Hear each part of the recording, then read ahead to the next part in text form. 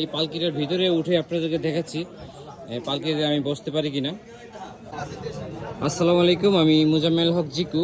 আমি চলে আসলাম চাঁদপুর পুরান বাজার টলারঘাট থেকে শরীয়তপুরের চেয়ারম্যান বাজারে পালকির সন্ধানে।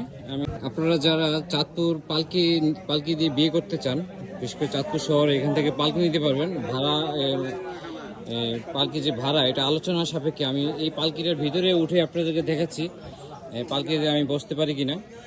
পালকি আমাদের ঐতিহ্য, এগুলো গ্রাম অঞ্চলে এই পালকি দিয়ে বিয়ে হয়। আপনি চাইলে চাঁদপুর শহরে বা অন্য কোনো জায়গায় এই পালকিগুলো নিয়ে বিয়ে করতে পারবেন বা পালকি ভাড়া নিয়ে যে কোনো অনুষ্ঠান করতে পারবেন। আমি পালকিটার ভিতরে প্রবেশ করব, একটু সামনে আগান। ভিতরে প্রবেশ করব, আমি আপনাদের দেখাচ্ছি ভিতরে কীভাবে পালকির ভিতরে বসতে পারবেন।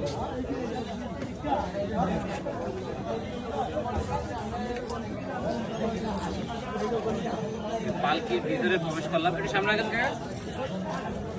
এটা কয়জন আপনারা ধরেন? এদিকে আসেন, নিচে আসেন। চারজনের না? আমি চলে আসলাম চাঁদপুর পুরান বাজার থেকে, টলারঘাট থেকে শরীয়তপুরের চেয়ারম্যান বাজারে পালকির সন্ধানে।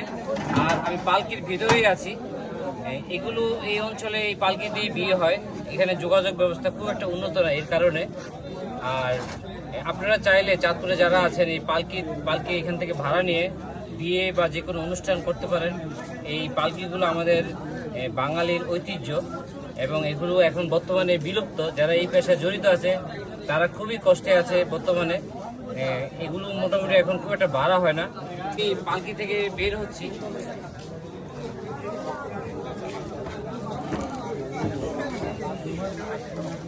আমি পালকি থেকে বের হলাম, ঠিক আছে।